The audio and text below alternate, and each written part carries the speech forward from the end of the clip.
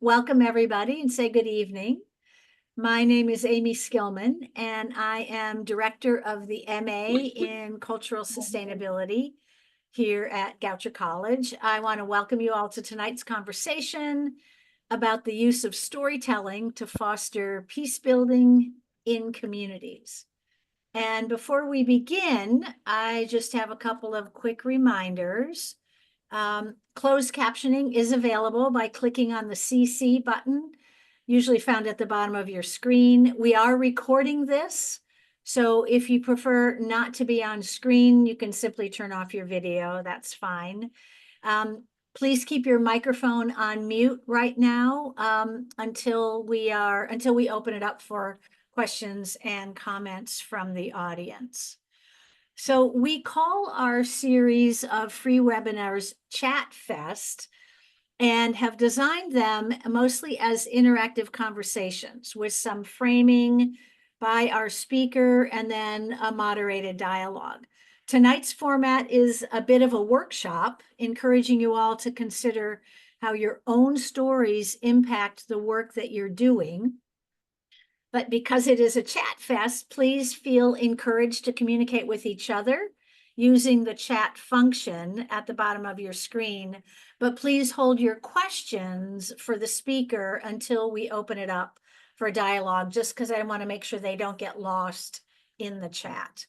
So while I'm giving you a quick overview, you could go ahead and begin by chatting something about who you are and why you're here, where you come from. That would be great.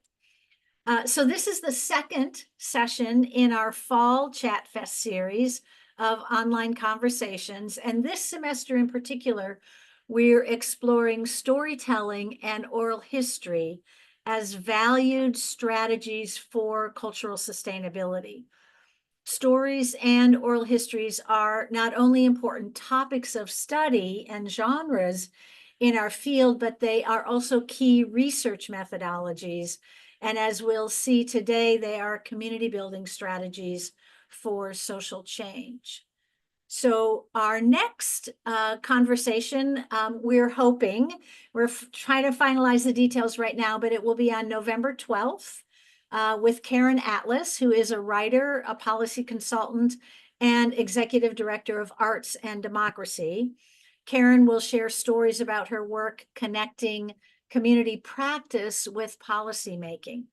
And then on November 20th, you can join us for a session called Why Cultural Sustainability, which will be a conversation with some of the faculty and the alums in the Cultural Sustainability program, talking about the value of a cultural sustainability approach to community building work. So if you missed any of the previous online conversations, you can access recordings on our YouTube channel, which is called Cultural Sustainability at Goucher College. You can find it that way. But I think that the link is here on the slide, but I think Taylor will also put it in the chat for you. And I want to quickly introduce Taylor Zeitzinger. She is our Uber support network or support system for tonight, but she's also our admissions counselor for graduate students interested in our graduate program. So she's here and I'll have her email at the end. So Taylor will also put a link to the page that describes the full fall series of free webinars from all of our graduate programs. You can take a look at that and sign up for them now so you get them on your calendar. And then finally, she'll post a link to our program, the website for the MAX program, MA in Cultural Sustainability, in case anybody is interested in a graduate degree in cultural sustainability.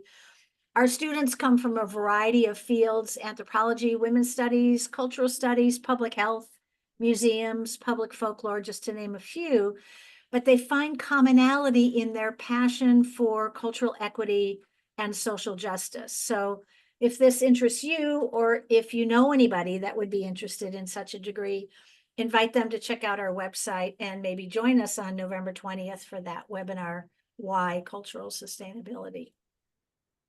So now to our program. So Kiran Singh Sirah is an award-winning leader in the field of storytelling. He is a folklorist, an arts and culture strategist, a creative thought leader, and past president of the International Storytelling Center. For more than 2 decades, Kiran has established several award-winning arts, cultural, and human rights initiatives in numerous countries. These programs have received recognition from UNESCO, from the White House, the United Nations, and the European Commission. He has spoken at the Library of Congress, the Kennedy Center, the U.S. Senate Foreign Relations Committee, the Pentagon, the U.S. State Department, and numerous world peace assemblies. In 2015, he was invited to the White House in support of using storytelling for national grassroots peace-building efforts. An advisory member to UNESCO Scotland, a Rotary Peace Fellow, and Senior Fellow for the Alliance for Peace Building, he writes, talks, and advises on interdisciplinary creative approaches to relationship building in communities around the globe. Kiran passionately believes in the power of human creativity and the notion of a truly global multicultural society. In addition, his passion includes mentoring marginalized youth and partnering with peace activists, artists, and poets, and other underserved folks, and supporting them to become the story of change they wish to see in the world. Currently living in Tennessee, Kiran and his family have been deeply involved in supporting recovery work in communities impacted by the devastations of Hurricane Helene and Milton. And I'm going to put a blog piece that he wrote for the Rotary about Appalachia, and that he wrote about resilience isn't just a tool, it's a value. I'll put that in the chat. But please join me in welcoming Kiran Singh Sirah. Amy, thank you so much. I should add that I like to cook too. Yeah. And I really need to update my bio because you mentioned the Library of Congress. I forget to mention the American Folklorist Center at the Library of Congress. It's such a beautiful and valuable institution, and it's so important to our field. And so I must remember to put that in the bio. But I want to thank you, Amy, and I want to thank Taylor for the invitation to be with you all, and it's such a pleasure. I also would like to begin, because this is Indigenous Peoples Day, and so I want to begin by just first recognizing Indigenous peoples as the historical custodians of the ancient art of storytelling all over the world. An elder, Mr. Tom Belk, is a citizen of the Cherokee Nation of Oklahoma, but now lives in Cherokee, North Carolina. He often says that it took him 1,000 miles and 150 years to return home. For a long time, I would say that the American storytelling movement began in 1973 with the first National Storytelling Festival, which I ran for 10 years. But a couple of years ago, Mr. Belk reminded me that stories in this place, in Appalachia, have been told for over 12,000 years. He says that stories are the cosmology of our people. So while I'm not indigenous to this nation, I am a new immigrant and a proud one. And I do draw from storytelling as an ancient art, but also my own ancestral traditions as a Sikh from multiple countries, but the origin is Northern India, Punjab. One of my mentors and great teachers, can we have that first slide, if possible? Screen share, or how you ever do it. The world. Thank you so much. And there's going to be a few blank slides, but that's on purpose. So as we go through our session today. One of my other mentors and great teachers is veteran folklorist Elaine Lawless. I think many of you know who she is. She's a badass. She's brilliant. She's wonderful. And she taught me to think about storytelling as maps of our imagination. 13 years ago, when I came to this country, she taught me to see my identity as an emerging public folklorist, a new US immigrant, a person of color with a British accent, as both an opportunity and a responsibility. She kind of asked me to consider my outsiderness and urged me to listen to the untold stories in communities struggling for justice, to ignite conversations on issues we must address as a nation. She said, many American ethnographers study the other, but who studies us? And I took that as a duty and as a call for action. And I've made it, or I'd like to think I've made it integral to everything I do. Hence why I call this session Storytelling a Gift of Hope. And I want to just let you know it's a condensed version of a much, much longer, preferably in-person kind of workshop. But what I've tried to do is condense it into this short time that we have together, and hopefully it'll be useful to you. I am going to explore and discuss the artistry of storytelling as an ancient art, as the world's oldest form of communication, and how it can help us transform the way we see ourselves and each other. It is something that I believe that can connect two people, two groups. It can scale up, it can scale down. But if we cultivate the full ethical communal potential as a truly democratic art form, I believe it can connect two nations.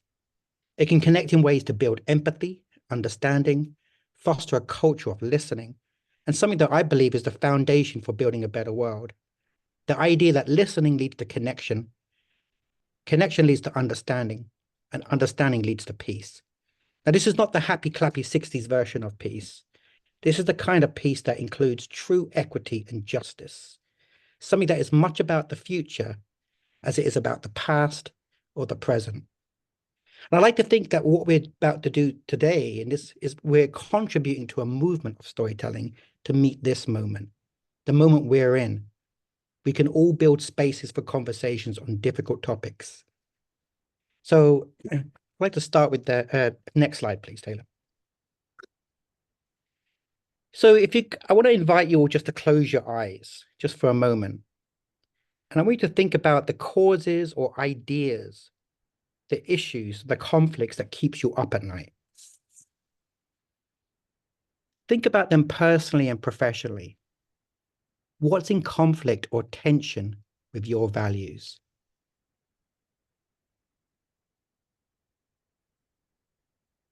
Thank you.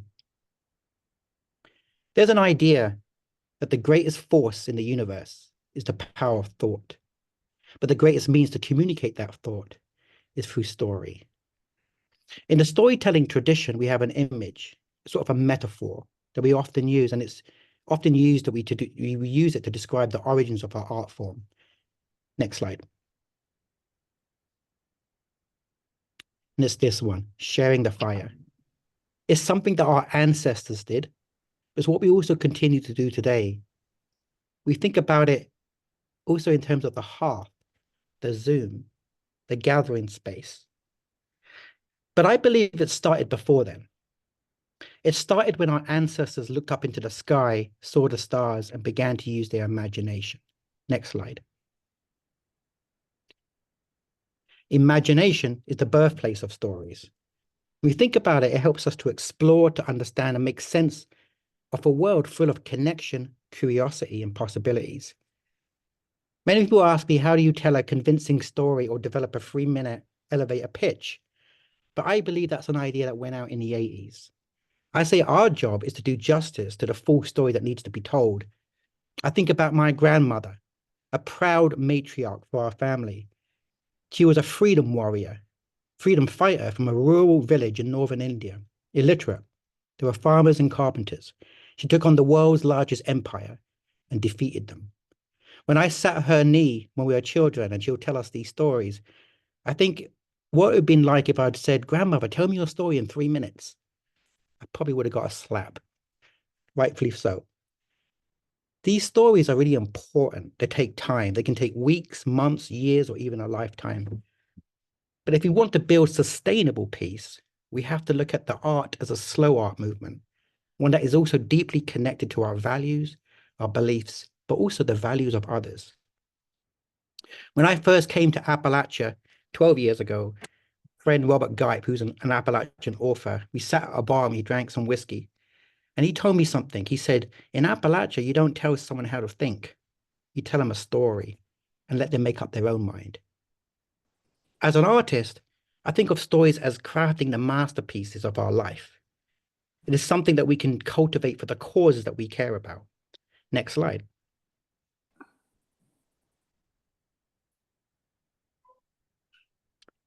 Now, one popular masterpiece is the Sistine Chapel by the Italian Renaissance artist Michelangelo.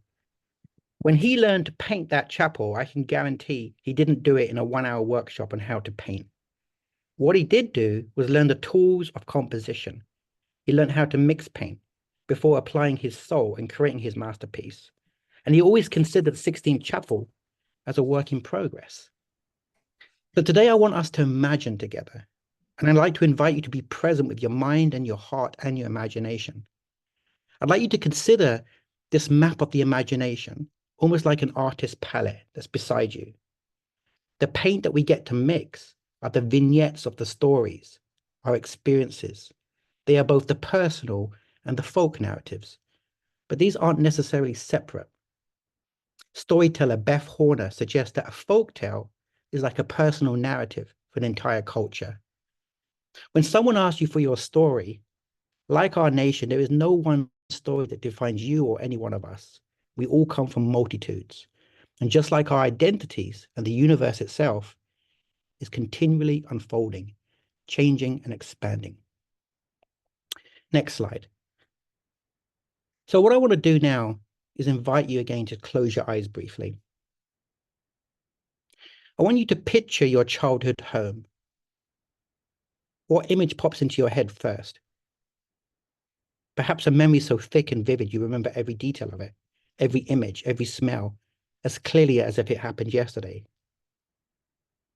You can open your eyes. Next slide.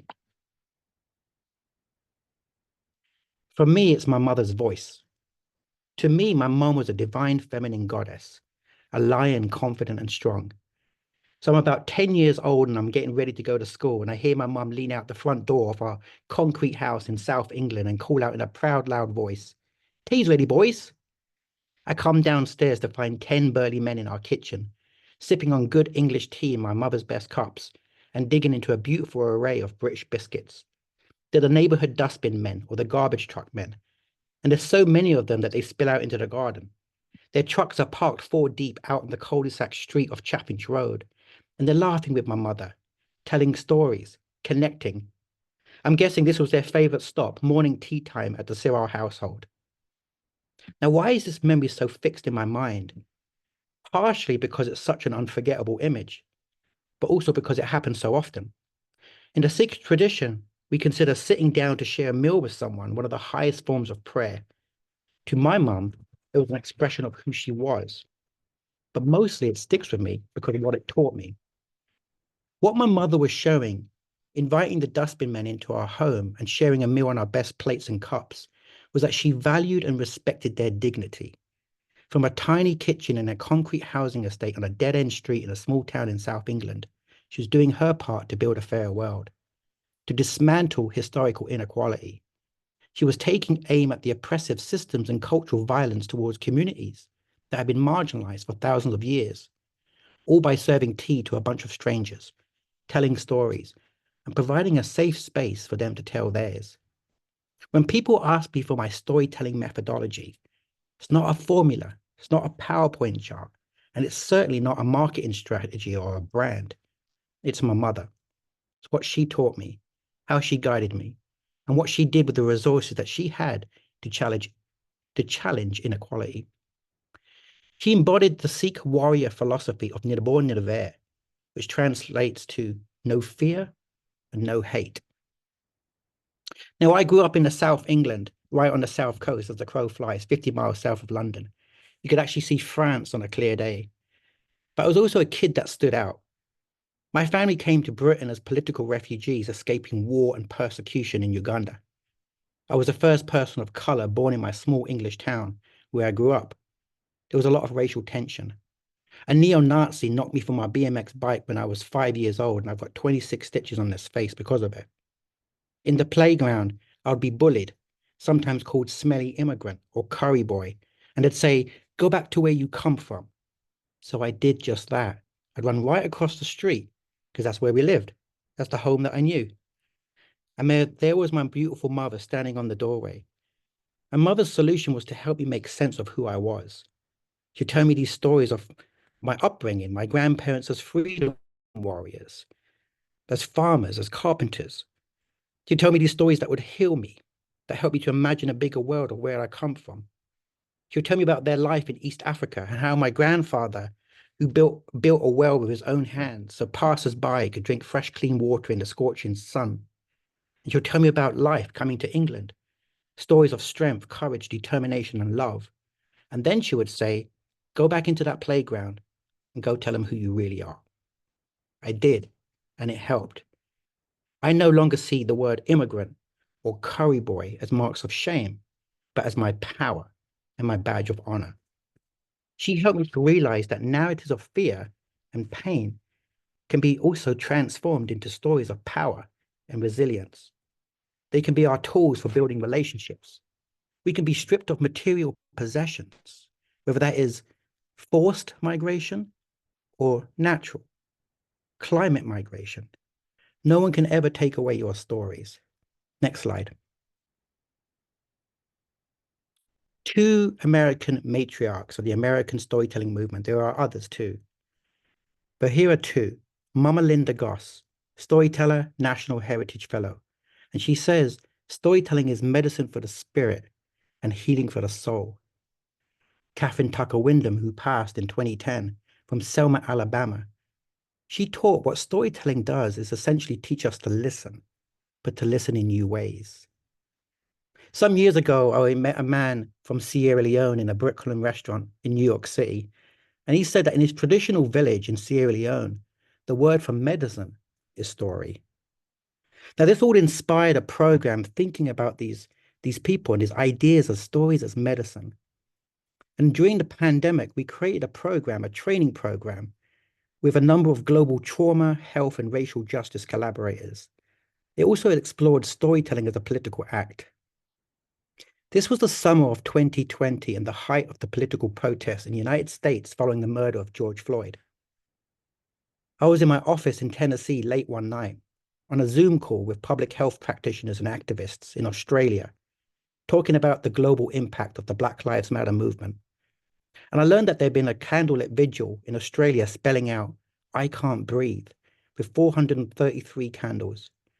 On the call, we talked about how 432 of those candles were for the Indigenous Australians who had reportedly died in police custody since 1991. The 433rd candle was for George Floyd. Next slide. Soon after that, we took a break, and I happened to look out my window and see a Black Lives Matter vigil taking place across the street. By candlelight, maybe 100 more people, members of my community, were reading aloud the names of victims of violence and police brutality. Black, white, brown people lined the street, spaced out 6 feet apart. It was truly a sight to see. It was totally a coincidence, but it was almost as though the discussion from my computer screen had spilled out onto the street and into the night. It was part of a story that spanned continents, and it was still unfolding right in front of me. Often we think of stories as linear, with a beginning, middle, and end. But I want to encourage you to think about story as a tapestry, or as a map of the imagination, as an Appalachian quilt. Next slide. This artwork by Laura Bowman, she's a friend of mine. She's a fiber artist. Some of her work takes 2 or more years to create. It's infused with emotions, events. And it's how I think about storytelling. The idea that our personal story is just one thread that comes together into the bigger picture and is best understood as part of the whole. Now, this, of course, is an election year, and around the corner and closer to home and around the world, fascism is on the rise. But we know turmoil doesn't just spring up overnight. The past is always informing the present. In 2016, I listened to a talk given by Dr. Bernice King, daughter of Dr. Martin Luther King. When she came to my hometown in Tennessee, she said, something that Black Lives Matter and Donald Trump have in common. Both of them have woken this country up to the great disparities that already exist. Regardless of political beliefs, everyone I've shared this with agrees. I think of movements like Black Lives Matter as a storytelling movement. Today, the United States is also in the midst of an identity crisis. The painful legacies of our past, the Civil War, slavery, Jim Crow, genocide, historical inequality, it's always been there beneath the surface. It may feel like it's bubbling over at the moment, but how do you see this particular moment in history? Is it horrifying? Is it sad? Is it dangerous in its uncertainty? Now, all these things may be true, but I also see it as an opportunity. Some of the greatest moments in human history come from a collapse or an upheaval, which often sprout movements that advance far beyond what we previously knew. I believe to fix a system, we need a system. Systems can evolve. Systems are, after all, made up of people, stories, and ideas. Stories and identity aren't static, they also flex, because true multiculturalism is a story in progress. It's also about the integration of diverse and complex ideas, even those ideas that make us feel uncomfortable. My wife is a painter, and I remember being stuck on a painting just last year, and I asked her for advice, and she said that every artist must work through the broken to get to the masterpiece. And I think about that when we fix our broken systems, what do we need to do individually? We talk about storytelling as a force for social change, but let's remember that all stories is social change. And like peace building, they are nebulous movements. We can't always see the direct results because they could occur over years. North Carolina storyteller Donald Davis suggests that the final interpreter to any story always rests in the mind of the listener. It made me think about peace to be sustainable. It needs to be inclusive to values. It needs to be felt in the heart. It can't be imposed. People have to want to be there. It's sort of like permaculture, the movement of permaculture.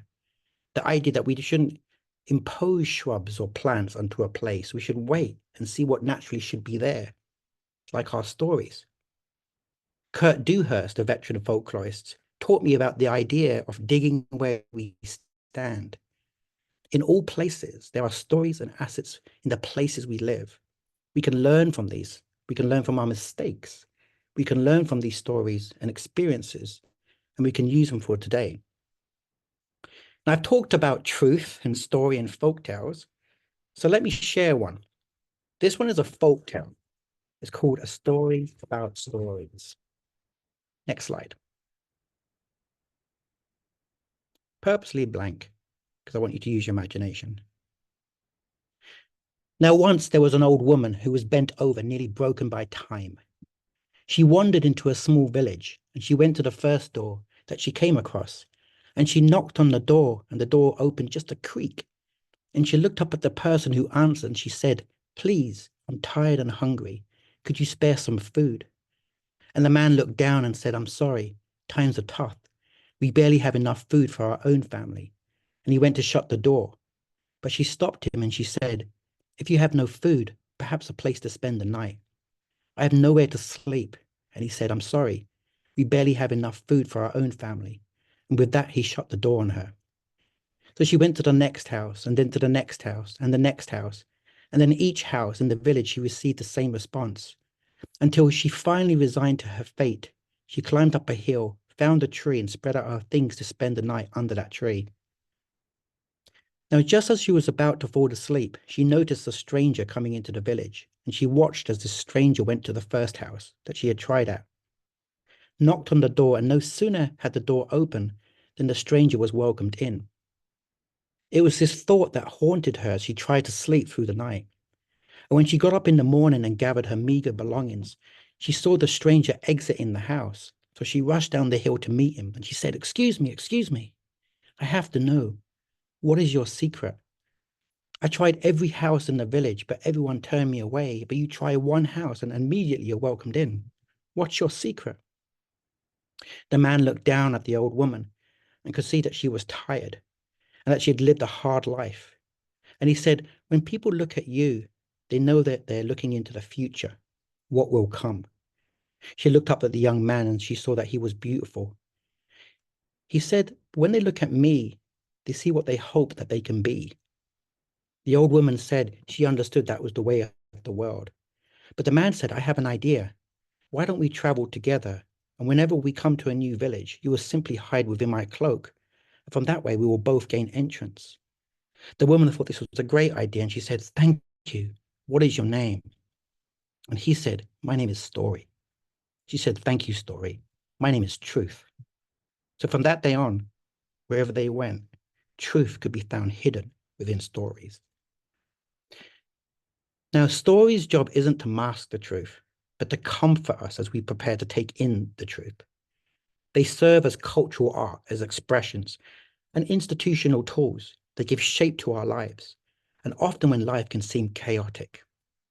And the other reason why we tell stories is because they're fun, they're enjoyable, they can offer healing and joy, and cultivating joy is also integral to building sustainable peace. When we hear a story, we can just enjoy and be in the moment. And I believe there's also no such thing as a fictive narrative if the story holds truth to the teller. Our job is to listen in ways that can reveal that truth and what is meaningful to people's lives. We're shortly going to go into a very brief narrative meditation to close out. But before I do that, I want us want you to return to that concern or issue that you thought about at the start of the session. The other day, I was doing an applied storytelling class with a group of students at ETSU, and I was asked to talk about peace building. And each student was about to begin a capstone project. We didn't quite know where to begin. But instead of using the term peace building, this is a big idea. I just simply asked them to think. I repeat a few series of words to help them to consider a focus before they embarked on their projects. I'm going to read them out to you. Healing, justice, repair, transformation, truth, understanding, hope, joy. All of these are also interrelated. What of these words comes to mind for you when you think about your work or your project, whether it's a beginning of an oral history collecting project, an ethnographic study, or perhaps a more public initiative? And there are many other words as well, and they all matter. Can I have a next slide? Why have I got fish on this? Well, let me tell you. There's another artist that I absolutely adore and love, and that's the filmmaker David Lynch. And he's an artist that once said, ideas are like fish. If you want to catch little fish, we stay in the shallow waters. If you want to catch big fish, we go deep. And he's an advocate for transcendental meditation. We're not going to do transcendental meditation, but we're going to do a narrative meditation. Now, this is a narrative meditation where I invite you to go as deep or as you feel comfortable. Sometimes when we go into our memories, it can be challenging. If you feel you don't want to go too deep, that's okay. You can also see it from a bird's eye view, literally a bird's eye view, and see it from a distance. Allow yourself a little bit of distance. But I invite you to sit comfortably, relax your body, and rest your eyes, and still your mind. A story can hold time. It can stop time. It can cross time, and it knows no boundaries. I want to start by imagining the home that we grew up in. It could be a place that you felt at home as well. Go as comfortably as you feel. You're standing by the entrance of the door of your home. Take notice of the surroundings. Notice the colors, the smells, if there are any. What type of ground or surface are you standing on? What does it feel like, rough or smooth, soft or hard? When you look up, what do you see? A sky that is blue, a sky that is dark. What time of day is it? If you could taste the sky, what would it taste like? Is there any movement going on? Are there any living creatures? Where have you just come from? Take notice of what you're wearing. What color are your shoes and your pants? When you're comfortable to do so, you can go inside the home. Take notice of the entrance. If it's a door or an arch or something else, notice the colors and notice the textures. What does it smell like? Who's there? Is there any cooking going on? Perhaps there's someone that you grew up with that really inspired you, a grandparent, a parent, a mentor. In your home place, Think about the nearby surroundings. Is it hot or cold, soft or smooth? What are the colors and what are the textures? In your world, who are the storytellers that you knew? What mentors, people, and teachers or family members helped you to understand your world differently? I want you to move to a moment in your childhood or an early adulthood that made you think differently about the world and your place in that world. Are any of these moments that shaped you? Any moments that keeps you grounded? I want you to imagine a moment in your life that made you think differently about the world, something that changed your path. It could be a global event or something much more closer to home, something that you were involved in or maybe perhaps saw from a distance. Visualize it, paint the image in your mind, remember the colors and the smells and the textures. Try to capture in time why it was important to you. If there was a challenge or an obstacle that you overcame, who helped you? Who guided you? And what values did they teach you? What remains important to you? Think about that moment that helped give you direction and purpose, your place, and connected you to the wider world. Were there any micro moments that connect you to the idea of a member of the global human family and not just of one nation? As you think broadly of these moments, what feels important? What affirmed your sense of self, your sense of belonging, the purpose, what you do today? If you could twiddle your feet or soak your artistry into the earth or that moment or that memory, where is the intimacy of life for you? What vignettes do you want to be on your palette? Honor these moments. Consider them vignettes of stories as part of your artist palette. Often these are the moments that become our guide, our resilience, our strength, our connection to love. And in hard times, we draw from these moments to guide us. We sometimes forget them, but they're always there. These are your stories. This is your storytelling methodology. Before we close this meditation, I want to share some ideas and keep your eyes closed. We may take a train, a bus, a plane, or a car to get from one place to the next, but it's not until our soul has walked the distance have we truly arrived. What story does your soul carry to this place, your current place, this home, today? I want you to imagine just the ground around you. Imagine 5 beautiful, gentle steps towards this circle. Gently come into this moment and imagine some of that soul, your map, has been illuminated. And as you take those 5 gentle steps to here and now, I want you to think about these questions. Whose shoulders do you stand on? Who are your people? What key lessons and values have shaped who you've become? What do you wish to preserve or cultivate on a greater scale? When you think of cultural sustainability, peace, and justice, what do you want to help to disrupt? Finally, in your last step, I want you to return to that cause, that concern you imagined at the beginning of the session. Imagine your story, your artistry addressing that issue. What feels important to you as a human, as an artist, as a folklorist practitioner, as a peace builder? What is in conflict with that value? In a moment, I'm going to ask you to open your eyes, but not yet. I want you to do that just gently. Imagine what you have brought and importantly, why. In the Sikh tradition, there's an image of meditation similar to the Buddha, half closed and half open eyes, because our minds are always in a state of prayer, of meditation. Our minds are always remain awake and alert to the needs of the world. Our story is always active, and we're thinking about it in relation to a world where there's injustice.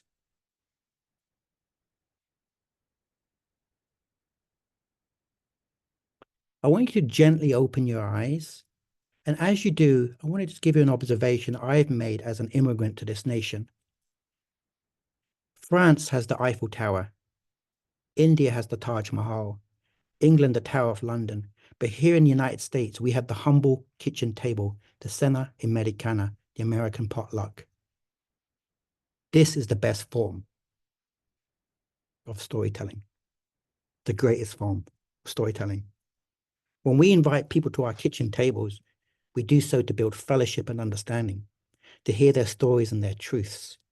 When we are invited to other people's kitchen tables, we go with respect and the gift of story. As the late great American Jewish storyteller Sid Lieberman said, storytelling isn't about technique, it's about being fully human. You can open your eyes.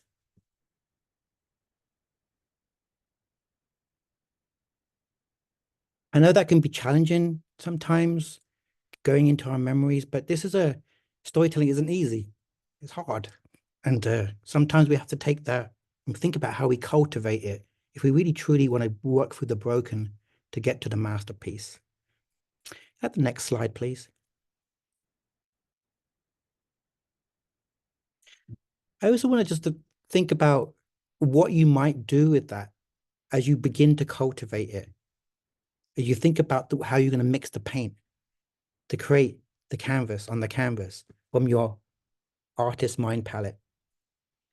Last year at the 2023 Smithsonian Folklife Festival, and I know the wonderful Michelle Banks is here, who curated that festival. While I was there on the DC National Mall, there was a far-right decision made at the Supreme Court, and I was angry about it. I wanted to go and protest on the steps of the Supreme Court, but then my wife reminded me that I was at the greatest protest. We were here on the National Mall, 150 artists celebrating and showcasing our diverse traditions. We are there to honor our traditions, our people, and we're here to stay. We are storytellers of all kinds. We want to empower them to be empowered, to feel joy, to come alive. But in the work that we do, we are also storytellers. You're a storyteller, every one of you. We just need the will and the forum.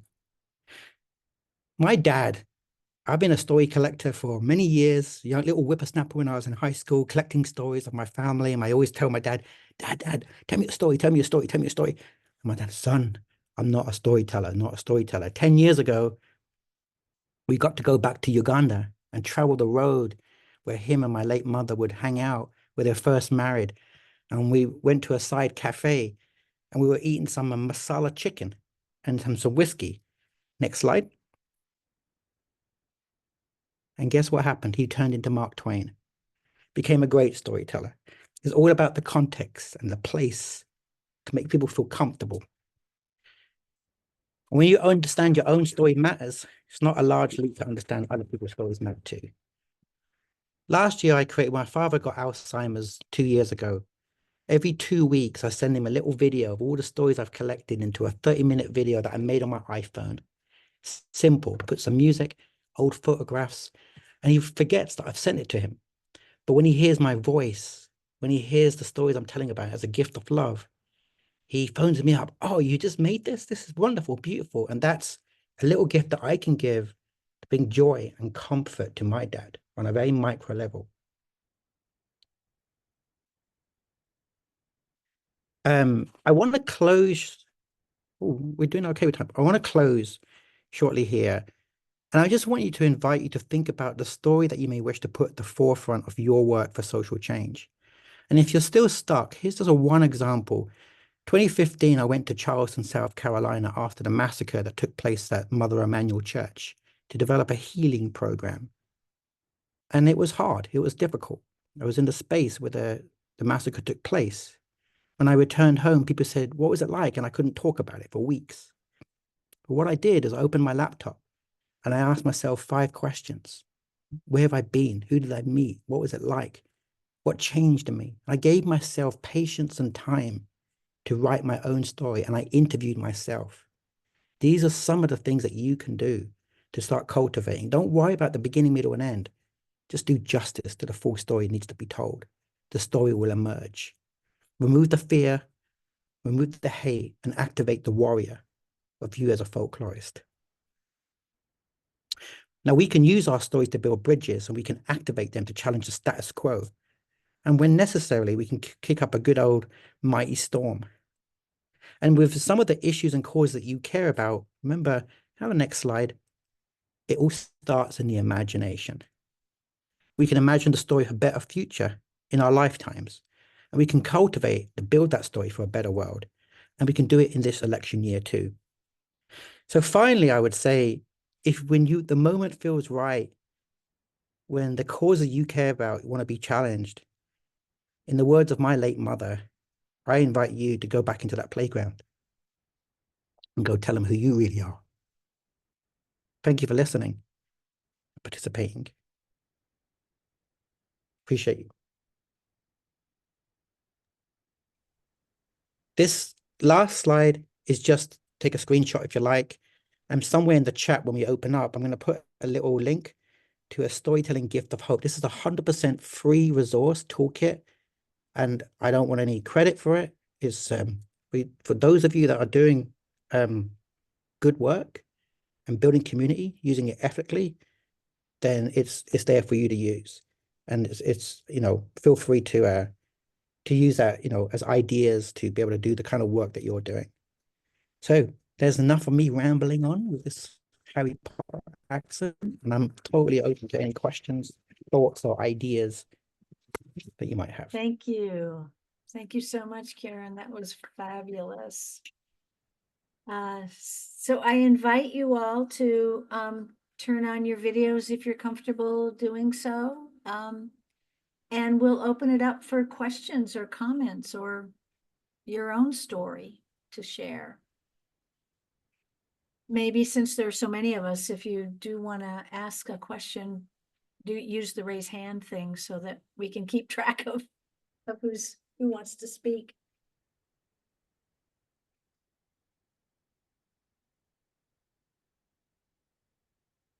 Any thoughts, comments, questions? Lots of kudos in the chat, Kiran. Thank you. Yeah, somebody wrote so encouraging. So, I'm really curious. It is the election year, it can feel very discouraging. And I'm curious how many of you have, were inspired by this. I mean, I know I felt like, oh yeah, okay. I can do this. I can go out and do this. And I'm just wondering if any of you, anybody else had that feeling or wants to share that perspective.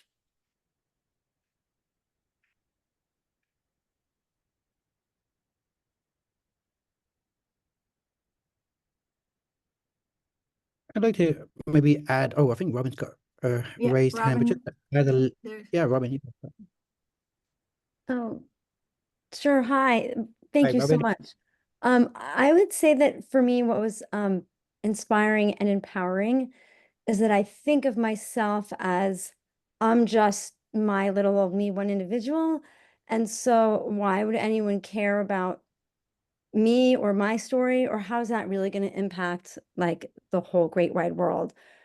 But listening to this and listening to today makes me feel like it can matter because my story will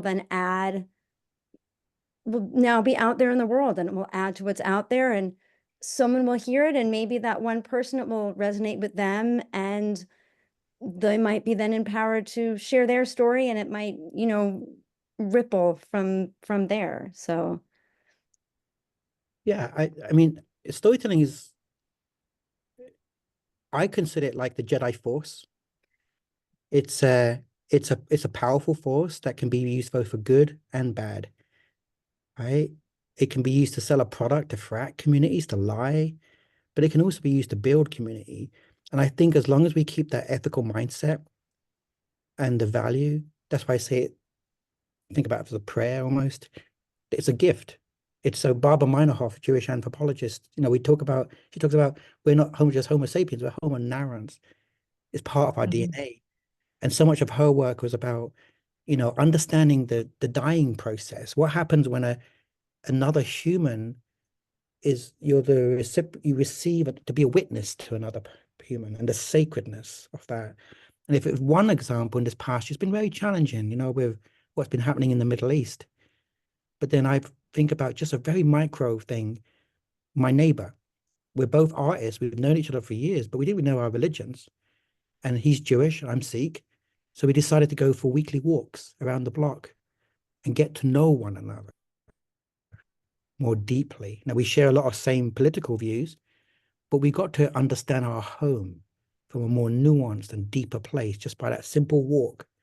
Now, that might be on a very micro level, but remember, when we think of the world, you know, that whole saying is like, we're not in traffic, we are the traffic. We are the world, and our home place matters. Dan Patterson, veteran folklorist, would say as ethnographers, we either start with the macro or the micro. They're always interrelate. That one conversation, your story, the relationship with your neighbors, it can have a ripple effect and it can impact people in over a lifetime. It is story, it is social change. We change, we experience different things, and it's very nebulous. We can't see the direct, but it's happening. Change is happening all the time. So it does matter. I feel it really does matter. If you're perhaps, you know, selling a Coke product, then maybe it doesn't. But you know, it's very much about how we're thinking about I think the sacredness of it, and as I say, the mutual aid component, which is that indigenous principle of storytelling. Thank you. Joan has her hand up. McMahon. Yeah, I was wondering if you're using StoryCorps as a way to capture some of these stories. I'm not personally using StoryCorps. I think what they do is a really beautiful thing. I think it's a really beautiful project. I know, founded by Dave Isay. And actually, as you know, City Law was one of the first fiscal sponsors as a folk arts project. And I don't personally, but I enjoy listening to them. And I'm a little bit hesitant on things like The Moth, because I don't, when, you know, people think about storytelling, they feel like they have to compete. I don't want it to be a competition. I want it to be a competition on stage. And you have to kind of get it so TEDx talk perfect. It doesn't matter. It's what happens around that table, kitchen table. It's what makes it sacred. That's the storytelling that I think it needs to be cultivated and valued and grown, right?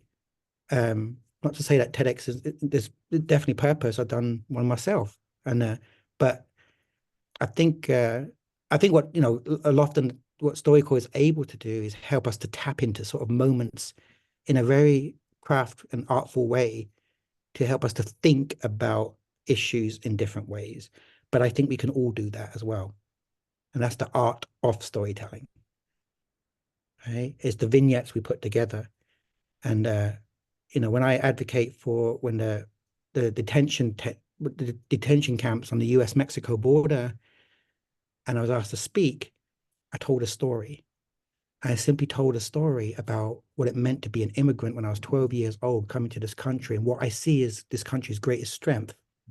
And I gave examples of that and the kindness of that. I quoted Ronald Reagan because I was in the immigration office and I read Ronald Reagan's quote.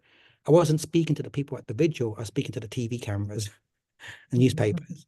And my friend, who's a Christian, conservative, Republican, invited me for conversation. We prayed together, and then she asked me, Kiran, I want to ask you what you think about this. And I value her friendship to this day. Do you see what I mean? I think there's ways we can braid those narratives in a way that's builds it from the middle. You know, I love the kind of, it's not really a continuum, but the distinctions between just the stories that we share around the table and the more kind of codified narratives that get told maybe in a library setting or something like that. And, you know, and yet you've demonstrated the value of either, or the value of both, just us telling our stories and those narratives that are passed down through generations, right? The value of those is really dependent on kind of the intention of the storyteller and the context. I think you also talked about, the context of that story being told. The story that you told of the woman coming to the village is a story that's been passed down through, or is a tale type of some kind, right? That's been passed down through generations. But it has so much more meaning in different contexts, I guess is Right. what I'm saying. And to be able to pull on a story like that, which takes people up to kind of the 5,000-foot level, and it's not Mhm. necessarily about them, right? It takes them up to, but then they're able to respond to it on a personal level, maybe. Maybe just to return a little bit, like during the pandemic, that Stories as Medicine, the purpose of that was to work with health practitioners on the front lines of the pandemic. And we set up, my laptop in my living room, and to use stories as a kind of a training tool for helping these nurse practitioners grapple with something that they weren't trained to do, right? It wasn't in their formal training. And they said, like, why do our stories matter? I said, well, think about in 100 years from now, when people look back, they might read the CNN story, they might read the Fox News story, but they are really interested in your stories of everyday practitioners. What was it like to be in that space as an individual? That's why our own story matters, right? It can really be powerful for someone else. You know what I mean? And not just I'm a health practitioner, I'm a mother, I'm a father, I'm a child, I have a spouse, and I'm trying to enjoy, you know what I mean? And what am I grappling with? And what were my experiences? So it's really important to think about those stories, and it also binds us as a community when we're going through a traumatic experience, that this collective kind of ripples can help us to build something that can see beyond the trauma of that fire. What's the future look like? We get to create it. But they also create community when you have those kinds of stories, creates, when you share stories about a traumatic event, it creates community that does help you also get through it, it seems. Yeah. Any other thoughts or questions or comments? Nancy? Yeah, Nancy, You're mute. you're muted.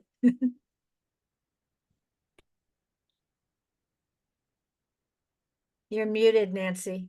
We can't hear you.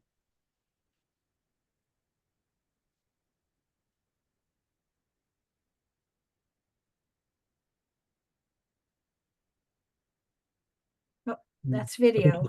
Having trouble to unmute that one. Yeah, I think so. Looks like it. I have a I don't know. question. Michelle, were you going to say something? Yes, I have a question. I'm Oh, sorry. great, great. Hi, Kiran. Hi, Amy. Hi, Michelle. It's so great to see you. I Good to was just see you thinking all about you too. today. Good to see you all. So I'm just wondering about how do we sort of collectively make this just what we do. And I think what I'm getting at is I was a teacher for a long time. I taught high school for a long time, and I taught undergraduate students for about 6 or 7 years. And in my undergraduate courses in particular, when I would do my intro, I would, go through the syllabus and all that stuff. And then the last thing I would do is that I always tell them I tell stories. I can't help myself. By the end of this class, you'll know about my grandparents, you'll know about my in-laws, you'll know about my dog, you'll know about all of these things. And my students would kind of roll their eyes, but they would kind of go with it. But but there was a reason for that, because I wanted them to be able to sort of, and of course, a lot of this had to do with the courses that I was teaching, but I wanted them to be able to sort of feel like they had some different level of investment, I think, Mhm. or connection to what the work that we were doing together.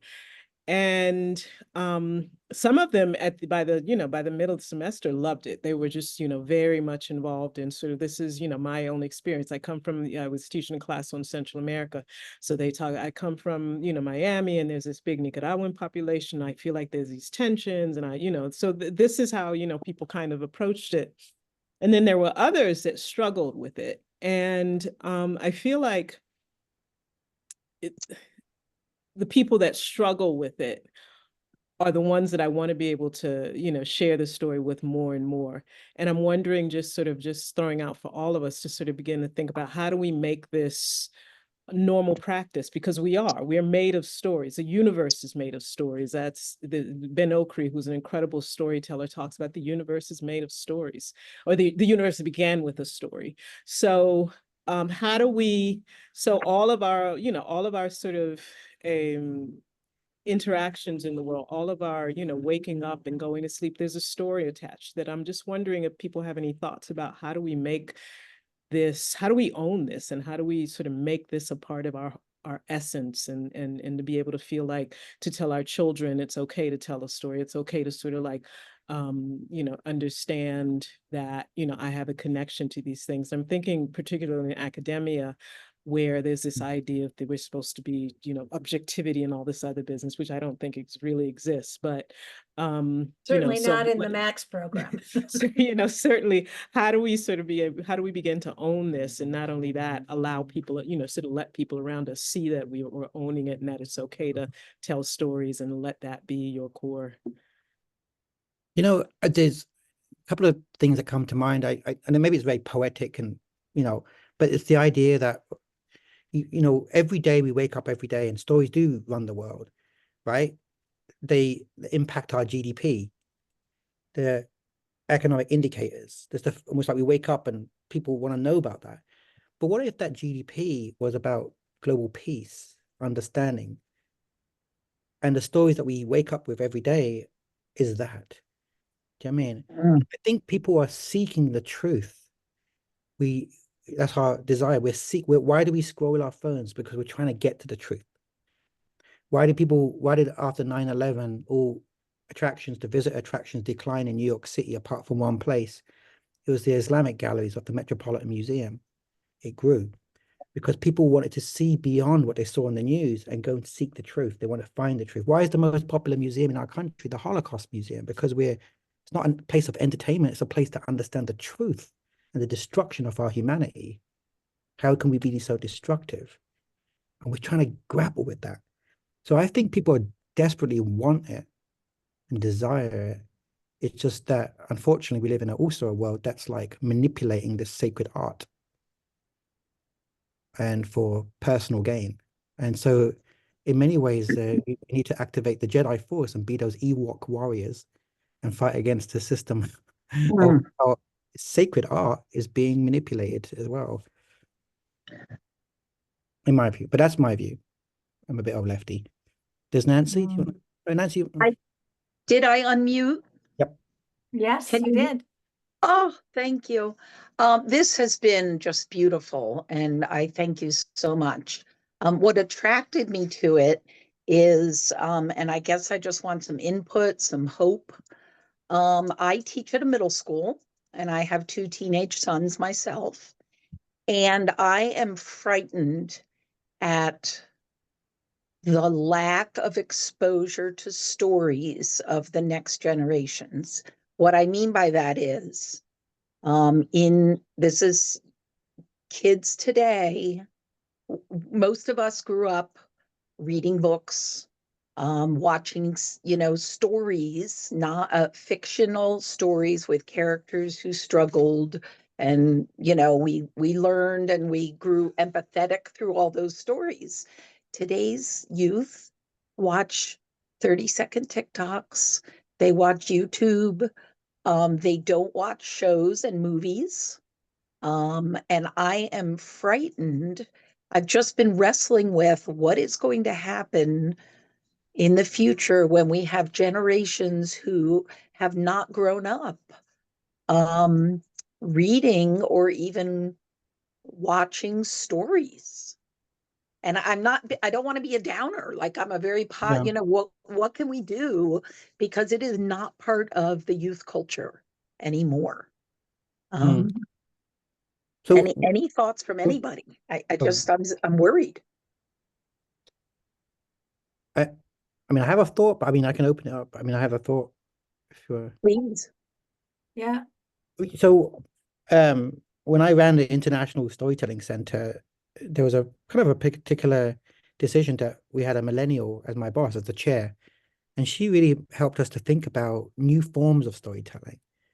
And my wife's 10 years younger than me, but she got me into podcasts. Podcast is a really beautiful form of storytelling. There's multiple things we can do. Yes. And I think, we have to remember that young people are saturated with stories. We can see through the BS as well, much easier. And I think there is a desire to get to it. When I did that video for my dad, it was healing for my dad, but it was more healing. It was for all the grandchildren. It said, I didn't know we come from this place. I didn't know that this is our heritage. And so I feel there's it can emerge. Yes, there's the TikTok and things like that. And, not all bad. It's but I feel there's the human creativity and to be able to kind of create spaces, like these third spaces, that's very popular within younger generations as well. These liminal spaces, they're creating these platforms to kind of connect. And my nephew's a gamer, right? But he spends 5 hours on the game, but actually what they're doing in between gaming, they're telling stories with one another. They're creating their own community. So I wouldn't be, it's different forms, but Right. I think it's still storytelling.